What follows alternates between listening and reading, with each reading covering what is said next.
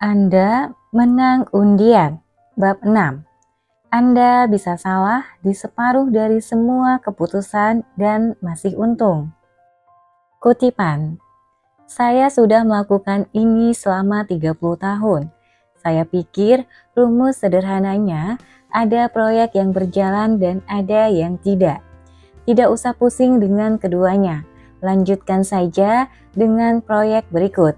Brad Pitt ketika menerima Screen Actors Guild Award. Heinz Berggruen kabur dari Jerman Nazi pada 1936. Dia menetap di Amerika, lalu kuliah sastra di UC Berkeley. Umumnya, dia tak tampak menjanjikan ketika muda. Namun, pada 1990-an, Berggruen boleh dikata salah satu penjual karya seni paling berhasil sepanjang masa. Pada 2000, Berggruen menjual sebagian koleksi lukisan Picasso, Braque, Klee, Matisse, miliknya ke pemerintah Jerman dengan harga di atas 100 juta euro. Itu sangat murah, sehingga Jerman efektif menganggapnya sumbangan.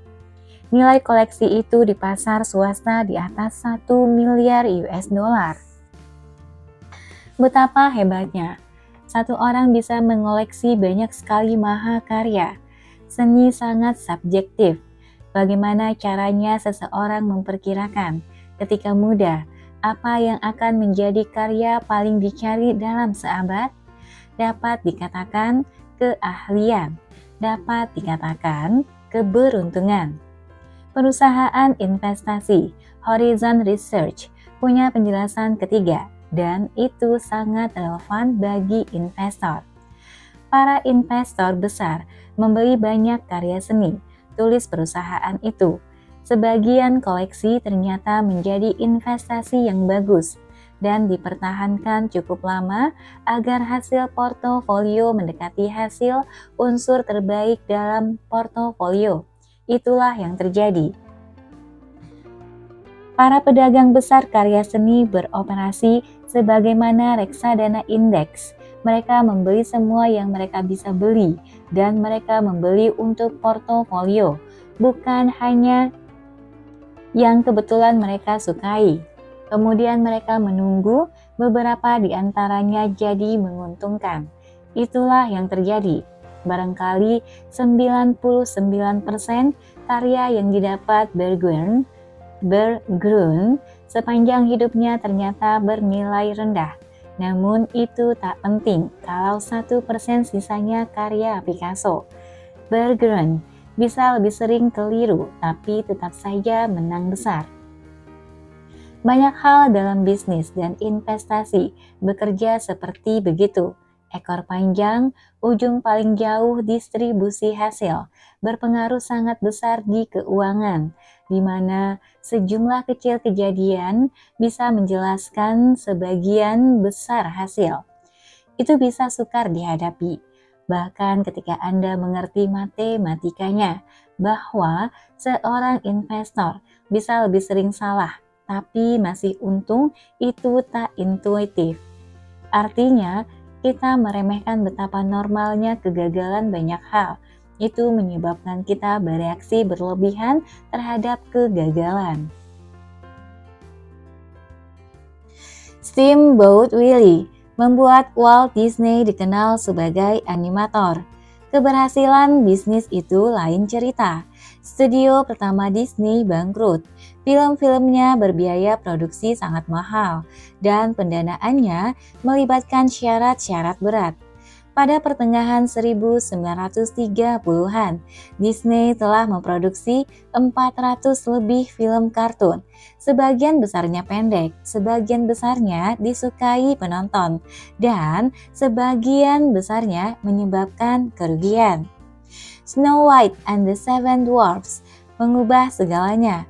Pendapatan 8 juta US dollar dari film itu dalam 6 bulan pertama 1938 jauh lebih besar daripada apapun yang pernah didapat perusahaan Disney sebelumnya. Disney Studios bertransformasi. Semua utang perusahaan dilunasi. Pegawai penting diberi bonus agar tak pergi. Perusahaan membeli studio baru di Burbank yang masih ada sampai sekarang. Piala Oscar mengubah Walt dari orang terkenal ke selebritas penuh. Pada 1938, dia sudah memproduksi film sepanjang ratusan jam. Namun, dalam bisnis, 83 menit Snow White sajalah yang penting. Apapun yang besar, menguntungkan, terkenal, atau berpengaruh adalah hasil kejadian di ekor. Suatu peristiwa pencilan dengan peluang 1:1000 atau sejuta. Sebagian besar perhatian kita terarah ke hal-hal besar, menguntungkan, terkenal, atau berpengaruh. Ketika sebagian besar perhatian kita tertuju ke hasil di ujung ekor, mudah saja meremehkan betapa langka dan kuatnya hasil itu. Jelas, ada beberapa industri yang didorong ekor, misalnya permodalan Ventura. Jika membuat 50 investasi, satu pemodal Ventura mungkin mengharapkan separuhnya gagal, 10 lumayan sukses, dan 1 atau 2 meledak menjadi 100% hasil. Perusahaan investasi Correlation Ventures pernah menghitungnya. Dari 21.000 lebih pendanaan Ventura dari 2004 ke 2014, 65% rugi. 2,5% investasi memberi keuntungan 10-20 kali lipat. 1% memberi keuntungan di atas 20 kali lipat. 0,5% sekitar 100 perusahaan dari 21.000 mendapat 50 kali lipat atau lebih. Itulah sumber mayoritas hasil di industri permodalan Ventura. Anda boleh jadi berpikir bahwa itulah yang membuat permodalan Ventura sangat beresiko. Siapapun yang berinvestasi di modal Ventura tahu resikonya. Sebagian besar perusahaan rintisan gagal dan dunia hanya cukup baik bagi segelintir yang sangat sukses. Jika Anda ingin hasil lebih aman, bisa diprediksi, dan lebih stabil, Anda berinvestasi di perusahaan publik besar. Begitulah yang Anda pikir. Kutipan, keberhasilan Anda sebagai investor akan ditentukan oleh bagaimana Anda menanggapi beberapa momen mengerikan, bukan bertahun-tahun yang dihabiskan dengan lancar. Ingat, ekor mendorong segalanya. Distribusi keberhasilan di antara saham publik besar seiring waktu tak beda jauh dengan modal Ventura. Sebagian besar perusahaan publik tidak menguntungkan. Beberapa lumayan dan segelintir menjadi pemenang besar yang menjelaskan sebagian besar hasil di bursa saham. JP Morgan Asset Management pernah mempublikasikan distribusi hasil untuk Russell 3000 Index, kumpulan perusahaan publik yang besar dan luas, sejak 1980. 40% dari seluruh komponen saham Russell 3000 kehilangan setidaknya 70% nilai yang tak pernah pulih dalam periode itu. Efektif, hampir semua hasil keseluruhan indeks itu berasal dari 7% perusahaan di dalamnya, yang performanya lebih unggul melewati setidaknya 2 kali simpangan baku.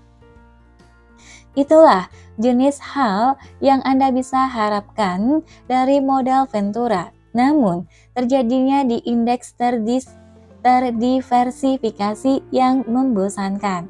Balada sebagian besar perusahaan publik itu tidak memandang industri.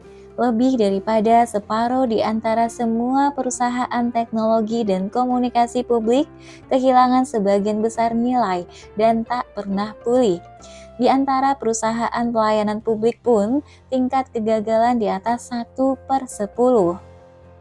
Menariknya, suatu perusahaan harus punya tingkat keberhasilan tertentu untuk menjadi perusahaan publik dan termasuk Russell 3000. Perusahaan-perusahaan di dalamnya mapan, bukan perusahaan rintisan kemarin sore. Meski begitu, sebagian besar umurnya dalam hitungan tahun, bukan generasi. Ambil contoh satu perusahaan, Carolco, mantan anggota Russell 3000 Index. Carolco memproduksi beberapa film paling terkenal pada 1980-an dan 1990-an, termasuk 3 film Rambo pertama, Terminator 2, Basic Instinct, dan Total Recall. Carolco go public pada 1987. Perusahaan itu sukses besar, mengeluarkan hit demi hit. Omsetnya mencapai $500 miliar pada 1991. Dengan kapitalisasi pasar 400 juta US dollar, jumlah besar dulu, terutama untuk studio film. Kemudian, Carolco ambruk. Film laris tak muncul lagi. Beberapa proyek berbiaya besar gagal, dan menjelang pertengahan 1990-an, Carolco tinggal sejarah. Carolco bangkrut pada 1996. Sahamnya jadi nol, wassalam, rugi katastrofik, dan 4 dari setiap 10 perusahaan publik akan mengalami hal yang sama. Kisah Carolco bukan layak disampaikan karena unik, melainkan karena lazim. Bagian paling penting ceritanya, Russell 3000 naik melebihi 73 kali lipat sejak 1980. Itu hasil yang spektakuler, itulah keberhasilan. 40% perusahaan indeks itu gagal, namun 7% komponen yang performa sangat bagus sudah cukup untuk mengimbangi yang gagal. Seperti Hans Bergeron, tapi dengan Microsoft dan Walmart, bukan Picasso dan Matisse. Bukan hanya beberapa perusahaan menyebabkan sebagian besar hasil pasar. Di antara perusahaan-perusahaan itu ada lebih banyak peristiwa ekor. Pada 2018, Amazon mendorong 6% hasil S&P 500 dan pertumbuhan Amazon hampir sepenuhnya disebabkan Prime dan Amazon Web Services yang merupakan peristiwa ekor di perusahaan yang telah mencoba ratusan produk dari Fire Phone sampai biro perjalanan. Apple bertanggung jawab atas hampir 7% hasil indeks itu pada 2018 dan pendorong utamanya adalah iPhone yang di dunia produk teknologi adalah ujungnya ujung ekor. Siapa yang bekerja di perusahaan-perusahaan itu? Tingkat penerimaan pegawai Google adalah 0,2%, di Facebook 0,1%, Apple 2%. Orang-orang yang bekerja di proyek-proyek ekor dan mendorong hasil ekor memiliki karir di ekor. Gagasan bahwa sebagian kecil hal menyebabkan sebagian besar hasil bukan hanya berlaku bagi perusahaan di portofolio investasi Anda. Itu juga bagian penting perilaku Anda sendiri sebagai investor. Definisi jenius militer menurut Napoleon adalah orang-orang yang bisa melakukan hal biasa ketika semua dikelilingnya jadi gila. Sama saja dengan investasi. Sebagian besar nasihat finansial adalah mengenai hari ini. Apa yang harus Anda lakukan sekarang? Dan saham apa yang tampak cocok dibeli hari ini? Namun, biasanya hari ini tak sepenting itu. Sepanjang hidup Anda sebagai investor, keputusan-keputusan yang Anda buat hari ini atau esok atau minggu depan tidak akan berpengaruh sebesar apa yang Anda lakukan pada segelintir hari. Barangkali 1% dari semuanya atau kurang, ketika semua orang lain di sekeliling Anda jadi gila. Pertimbangkan apa yang bakal terjadi jika Anda menabung 1 US dollar per bulan dari 1900 sampai 2018. Anda dapat menginvestasikan $1 itu ke bursa saham Amerika Serikat setiap bulan, apapun keadaannya. Tak peduli para ahli ekonomi berteriak soal resesi yang akan datang atau pasar lesu, Anda terus berinvestasi. Mari kita sebut nama investor yang melakukan itu, Su. Namun barangkali investasi dalam masa resesi terlalu menakutkan. Jadi barangkali Anda menginvestasikan $1 di bursa saham ketika ekonomi tidak sedang resesi. Menjual semuanya kalau resesi, lalu memegang uang kas dan menginvestasikan lagi semuanya ke bursa saham ketika resesi berakhir. Kita akan sebut nama investor yang melakukan itu Jim. Atau barangkali perlu resesi beberapa bulan sampai Anda ketakutan. Kemudian perlu beberapa lama untuk mendapat kepercayaan diri lagi sebelum kembali ke bursa saham. Anda berinvestasi $1 di saham ketika ada resesi, menjual 6 bulan sesudah resesi bermula, dan kembali berinvestasi 6 bulan sesudah resesi berakhir. Mari kita sebut Anda Tom. Berapa banyak uang yang bakal didapat para investor itu akhirnya? Su mendapat $435.551.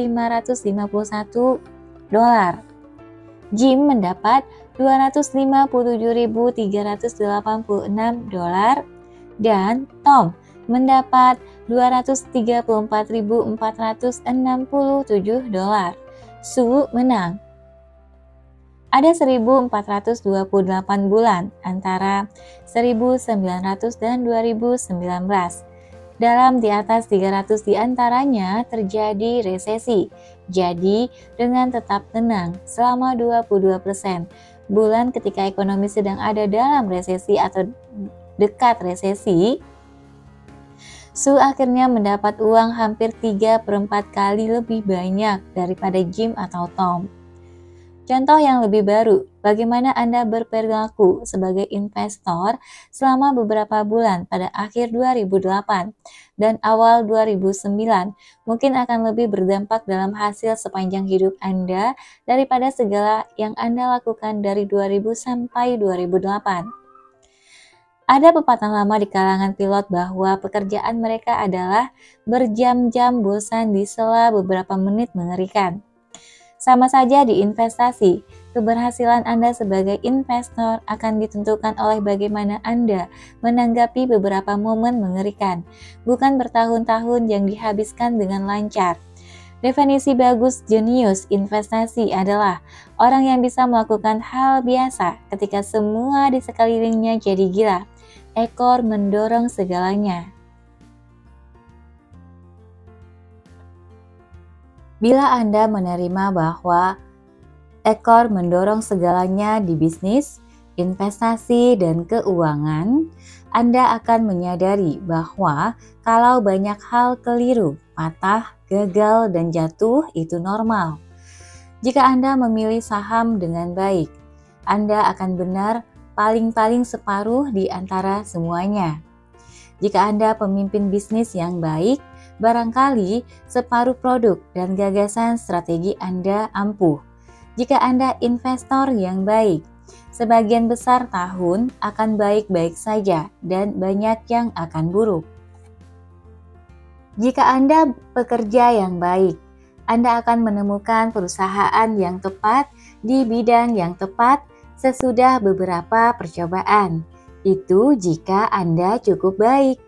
Peter Lynch ialah salah seorang investor terhebat zaman kita. Jika Anda hebat di bisnis ini, Anda benar 6 kali dari 10. Dia pernah berkata, ada bidang-bidang di mana kita harus sempurna setiap kali. Contohnya, menerbangkan pesawat. Kemudian, ada bidang-bidang di mana kita ingin setidaknya hampir selalu cukup bagus. Juru masak restoran, katakanlah. Investasi Bisnis dan keuangan tidak seperti bidang-bidang itu. Sesuatu yang saya pelajari dari investor dan wira swasta adalah bahwa tak ada yang membuat keputusan bagus terus-menerus. Orang-orang paling mengesankan punya banyak gagasan buruk yang sering dilaksanakan. Ambil contoh Amazon. Berpikir bahwa suatu peluncuran produk yang gagal di perusahaan besar kiranya normal dan baik-baik saja, itu intuitif. Itu tak intuitif. Secara intuitif, Anda bakal berpikir CEO-nya harus minta maaf ke pemegang saham. Namun, CEO Jeff Bezos berkata, tak lama sesudah peluncuran Fire Phone Amazon yang ujungnya buntung. Anda pikir itu kegagalan besar? Kami sedang menggarap kegagalan-kegagalan yang lebih besar sekarang. Saya tidak bercanda. Beberapa akan membuat Fire Phone tampak seperti hanya tersandung sedikit. Amazon oke-oke saja kalau kehilangan banyak uang di Fire Phone, karena itu akan diimbangi oleh sesuatu seperti Amazon Web Service yang mendapat puluhan miliar dolar. Ekor menyelamatkan.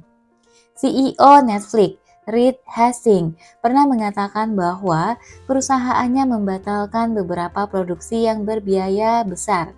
Dia berkata, rasio hit kami terlalu tinggi sekarang. Saya selalu mendorong tim konten. Kami harus mengambil resiko lebih banyak, harus mencoba lebih banyak hal gila karena seharusnya jumlah yang dibatalkan lebih banyak lagi. Itu bukan delusi atau kegagalan bertanggung jawab, melainkan pengakuan cerdas atas cara ekor mendorong keberhasilan. Bagi setiap Amazon Prime atau Orange is the New Black, Anda tahu pasti akan ada banyak proyek lain yang gagal. Sebagian alasannya itu tak intuitif adalah karena di sebagian besar bidang kita hanya melihat produk yang selesai, bukan banyak kegagalan yang mengarah ke produk sukses di ekor. Chris Rock yang saya tonton di TV sangat lucu, sempurna. Chris Rock yang tampil di lusinan klub kecil setiap tahun biasa saja. Itu memang sengaja. Tak ada jenius komedi yang cukup pintar untuk selalu tahu lelucon apa yang akan ampuh. Tiap pelawak hebat menguji bahannya di klub kecil sebelum menggunakannya di acara besar. Rock pernah ditanya, apa dia kangen klub kecil? Dia menjawab, kalau saya memulai tur, saya tidak mulai di arena besar. Sebelum tur terakhir, saya tampil di satu tempat di New Brunswick. Namanya Stress Factory. Saya tampil sekitar 40-50 kali untuk persiapan tur. Satu koran menampilkan sesi-sesi klub kecil itu. Artikel menjabarkan bagaimana Rock membaca catatan berlembar-lembar dan kesulitan menyampaikan bahannya. Saya akan perlu potong beberapa candaannya, katanya di tengah penampilan. Lelucon hebat yang saya tonton di Netflix adalah ekor yang menonjol di antara ratusan upaya. Hal yang sama terjadi di investasi. Mudah saja mencari tahu jumlah harta Warren Buffett atau keuntungan investasi rata-rata tahunannya, atau bahkan investasi yang terbaik dan paling diingat. Semuanya terbuka dan dibicarakan orang. Lebih sukar meneliti semua investasi yang telah Buffett lakukan sepanjang karirnya. Tak ada yang membahas pilihan buruk, bisnis payah, akuisisi jelek, namun semua itu bagian besar kisah Buffett. Semuanya termasuk sisi lain hasil yang didorong ekor. Di rapat umum pemegang saham Berkshire Hathaway 2013, Warren Buffett berkata, dia sudah memiliki 400-500 saham sepanjang hidupnya dan mendapat sebagian besar uang dari 10 saja. Charlie Munger melanjutkan, Jika kita kehilangan beberapa investasi top Berkshire, rekam jejak jangka panjangnya jadi biasa-biasa saja. Bila kita sangat memperhatikan keberhasilan seorang teladan, kita mengabaikan fakta bahwa hasil mereka didapat dari sebagian kecil tindakan mereka. Itu membuat kegagalan, kerugian, dan kemunduran kita sendiri terasa seperti kita berbuat kekeliruan. Namun, mungkin saja kita salah atau agak benar sama sering dengan para jagoan. Boleh jadi mereka lebih benar ketika sedang benar, tapi mereka bisa saja salah sesering Anda. Bukan soal benar atau salah yang penting, George Soros pernah berkata, melainkan berapa banyak uang yang Anda dapat kalau Anda benar dan berapa banyak uang yang hilang kalau Anda salah. Anda bisa salah dalam setengah dari seluruh kesempatan dan masih mendapat untung. Ada 100 miliar planet di galaksi kita dan hanya satu yang sejauh ini kita ketahui memiliki kehidupan cerdas. Fakta bahwa Anda membaca buku ini adalah hasil ekor terpanjang yang Anda bisa bayangkan.